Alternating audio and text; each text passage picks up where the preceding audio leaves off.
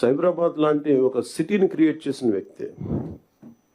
మనస్ఫూర్తిగా చెప్తుంటే అది చాలాసార్లు రోడ్డు మీద వెళ్తుంటే, ఫ్లైఓవర్స్ మీద వెళ్తుంటే హైదరాబాద్లో ఒక రాళ్ళు రప్పల మధ్య ఒక నగరాన్ని చూడగలిగిన వ్యక్తి. మేము ఎవరిని చూడలేకపోయాం. మాకు ఇప్పుడు రాళ్ళు రప్పలే కనిపించాయి, కానీ ఆయనకు ఒక మహానగరం కనిపించింది. So my respect towards CM గారు హెస్ రియల్ ఇంక్రీజ్డ్. లైక్ మేము ఇప్పుడు అదే ఊళ్ళలో తిరిగేవాళ్ళం, అదే ప్రాంతంలో తిరిగేవాళ్ళం.